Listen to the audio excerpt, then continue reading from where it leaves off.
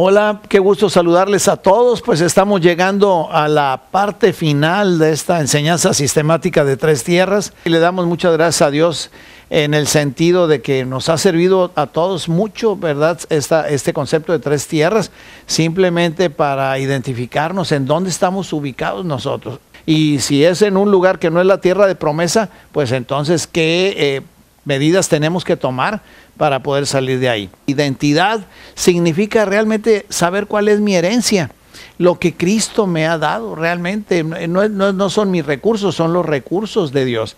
Estar sentados a la diestra de Dios en el cielo, esa es la parte final. Aunque mi oficina está a la diestra de Dios, sin embargo andamos en el campo de trabajo todavía aquí en la tierra, haciendo la obra de Dios y cumpliendo el propósito de Dios que Él nos encargó a cada uno de nosotros. La gente pasa por esta vida, por esta tierra, y simplemente nunca jamás se dio cuenta pues cuál era el propósito para el cual Dios le había puesto aquí. El creador, el que todo lo sabe, el que todo lo ve, pues obviamente que no hace las cosas por casualidad. Así como todas las cosas tienen un propósito, y los animales y las plantas y todo en la naturaleza, e incluso los inventos del hombre, la creación del hombre, pues también todo lo hace con un propósito. Las planchas para planchar, las escobas para barrer, todo tiene un propósito. Realmente la gente más feliz de la tierra es la que sabe cuál es su propósito y lo está cumpliendo. Es tan sutil la parte del desierto con la tierra de promesa, porque en el desierto, pues claro que Dios hace milagros, pero como decíamos, tú no puedes vivir de milagro en milagro toda la vida. Pues obviamente que un día te vas a cansar. Me acuerdo de unos amigos nuestros, pues estaban esperando que el día último, ¿verdad? Que se vencía el mes para pagar la renta, llegara gente a la puerta de su casa y les tocara, ¿verdad? Diciéndoles, aquí está la renta.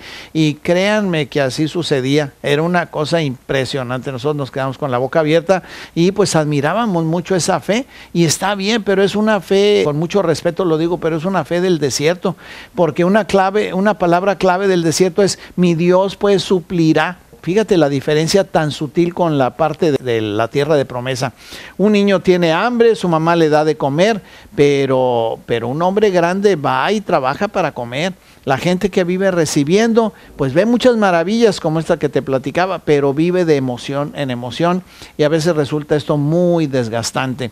La palabra clave de la tierra de promesa en este sentido es: mira que te mando que te esfuerces y seas valiente, no temas ni desmayes, porque yo soy tu Dios, que estaré contigo y estaré contigo todos los días hasta el fin del mundo, y yo te voy a respaldar, y todo lo que hagas yo lo voy a bendecir. Entonces, pues sí hay diferencias. En Egipto, fíjate, trabajaban y no se veían los resultados, porque trabajaban y nunca podían avanzar. En el desierto la gente dependía, la gente de Israel, el pueblo de Israel, la gente dependía, recibía, no hacía, porque en el desierto no hay gran cosa que hacer. Siembres lo que siembres, de todas maneras no va a crecer. Entonces en el desierto la gente del pueblo de Israel tenía agua, tenía el maná, tenía aire acondicionado en el día, tenían calefacción en la noche.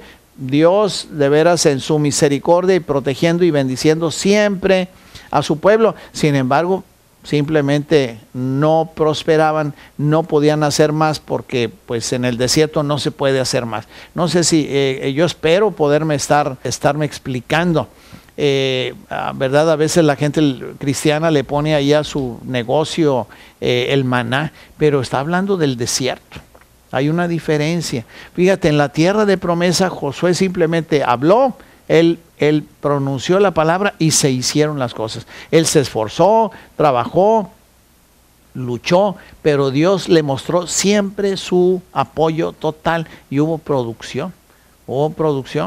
Entonces, sobrevivir sin futuro es parte de Egipto, recibir es parte del desierto, pero poseer es parte de la tierra prometida. Lo que Dios nos ha dado no es para nosotros, es para darlo, para que lo usen otros y lo vivan, ¿verdad? No es obviamente que cuando uno entiende esto, no puede uno ser egoísta, ¿verdad? De para mí la ley del asadón. Obviamente que Dios tiene un propósito para bendecirnos y para prosperarnos. El líder, tanto en la familia como en la nación, es el responsable de que el pueblo avance. Moisés desde el principio batalló mucho con su identidad. Cuando terminó, cuando al final de su vida, pues Dios lo quitó por lo mismo. Ahí está en Deuteronomio 32, 48. Fíjate, si Moisés vive más años, no hubieran podido pasar a la tierra de promesa. Ya te platiqué lo que hizo Josué, que inmediatamente que tomó el mando, simplemente les dijo a la gente: vamos a meternos, les doy 3 días y el que se raje, que se quede aquí en el desierto, los demás ya nos vamos para allá, porque ya pasaron 40 años desde que nos sucedió esto. Estábamos otra vez aquí en el borde, a la orilla, queriendo pasar el río Jordán para entrar a la tierra de promesa, y por la incredulidad del pueblo no pudimos. Se murió el pueblo. Allá esta es una nueva generación. Es el tiempo de entrar y conquistar la tierra de promesa. Deuteronomio 34, en los primeros versículos del capítulo, dice que era Moisés de edad de 120 años. Para los numerólogos eran 3 ciclos de 40 años, y aún estaba como joven. Dice que había brillo en sus ojos. Así que en realidad murió solo porque Dios lo tocó ahí y se lo llevó, punto, se lo llevó. En realidad podría haber vivido muy probablemente muchos más años. ¿Quién es Dios? ¿Quién soy yo? Y la tercera pregunta es: ¿cuáles son mis recursos? Los recursos en Egipto son: no tengo, no puedo, no hay. Yo confío en que no nos atrevamos nadie de nosotros a decir nunca jamás, los que tenemos este entendimiento, decir: es que no tengo, es que no puedo, es que no hay, porque ese es un pensamiento realmente de Egipto. A lo mejor está muy confrontador esta palabra, a lo mejor está muy directa, a lo mejor puede ofender a alguien, pero es la verdad. Es la verdad. En Egipto no hay recursos, y si no hay recursos ni hay forma de obtenerlos, pues el recurso que nos queda entonces es la deuda, la esclavitud. Así que este recurso se le ocurrió a gente como Abraham, incluso que se le llama el padre de la fe, a su hijo Isaac también, y se nos sigue ocurriendo a nosotros los cristianos del siglo XXI, porque es un recurso muy fácil, pero no es el ideal. El recurso es el recurso más socorrido, decía yo el más fácil, pero es una trampa, la trampa del interés compuesto. Es un arma mortífera que hace más pobres a los pobres y más ricos a los ricos. Algunos dicen que es un espíritu porque está vivo, continuamente está en crecimiento, nunca para hasta que exprime totalmente a los que caen en sus garras. Yo creo que eso lo hemos experimentado tú y yo. No necesitamos que nos lo digan. Gracias a Dios, porque si uno se propone, si uno le pide a Dios, empieza uno a cambiar de manera de pensar, pues entonces empezará a cambiar la manera de vivir, como dice ahí en Romanos 12:2, en una versión moderna. Algunos estudiosos afirman que en realidad todo esto de las 3 tierras es una cuestión de mentalidad. Afirman que la pobreza no está en el bolsillo, sino que está en el corazón. No es una cuestión de la chequera, es un asunto de identidad. El libro de Proverbios, por ejemplo, dice que en el barbecho de los pobres hay abundancia de pan. Fíjate, ahí donde parece que no hay nada, ahí están los recursos, pero hay que reconocerlos y hay que explotarlos.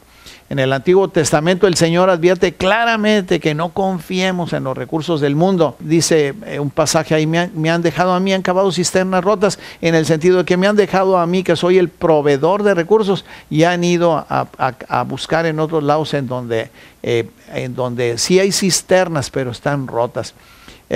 Me llama mucho la atención cuando Mireya, mi esposa, cuando estaba chiquita, decía, me platica ella, yo jamás voy a pasar hambre, porque puedo hacer pasteles, puedo hacer manualidades, puedo dar clases de inglés, etcétera. Dios nos ha dado a todos por lo menos un talento.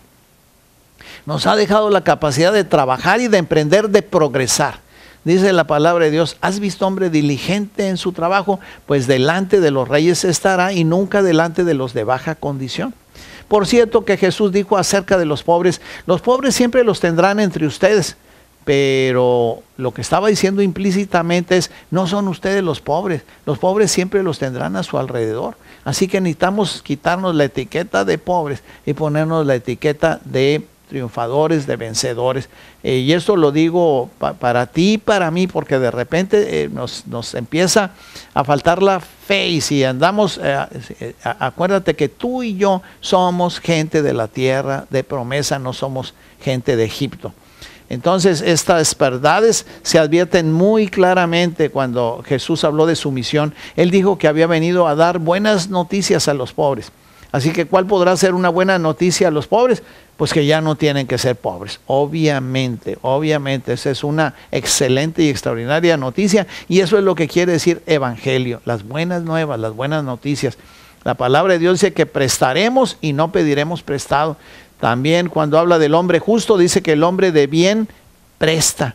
Y también dice que no debamos nada a nadie. Son absolutos estos, son principios que, como hemos aprendido, si los aplicamos, nos funcionan a favor. Si los ignoramos o los menospreciamos, actuarán en nuestra contra. No nos equivoquemos, no hay excepciones. No cometas el error que alguna vez cometí yo de pensar, pues es que esto aplica para los demás, para mí no.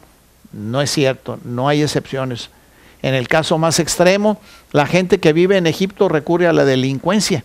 Al no haber futuro, pues entonces no hay propósito, no hay destino. Y aquí la idea es: prefiero vivir rico unos años que pobre toda la vida. Obviamente es un espejismo, porque el fin jamás justifica los medios. Quiero terminar con estas cosas, estos conceptos. Los recursos en el desierto, por ejemplo, son, pues la vida es en el desierto la vida es de milagro, en el sentido de estar orando y esperando todos los días a que Dios intervenga, como te decía hace algún ratito. La frase recurrente es, pues si Dios quiere, pues claro que quiere, pero como decía un pastor hace algunos años, muy conocido, él decía, si algo va a suceder, yo lo tengo que hacer. Si algo va a suceder, yo lo tengo que hacer, yo tengo que tomar la iniciativa y Dios me respaldará en un sentido o en otro. Claro que Dios es soberano, claro que todo lo puede, y si Él todo lo puede, pues entonces yo también. Las tres tierras, entonces, en conclusión, están en mi mente. Ahí está el campo de batalla de las personas, incluyendo a los cristianos. Así que mis antecedentes en la vida, mi pasado, mis conclusiones, lo que otros dijeron de mí, las condiciones en las que me crié, seguramente me condenarán. Muy probablemente, en la mayoría de los casos de todos nosotros, la mayoría, seguramente me van a condenar. Me empujarán a quedarme a vivir en Egipto y cuando mucho en el desierto.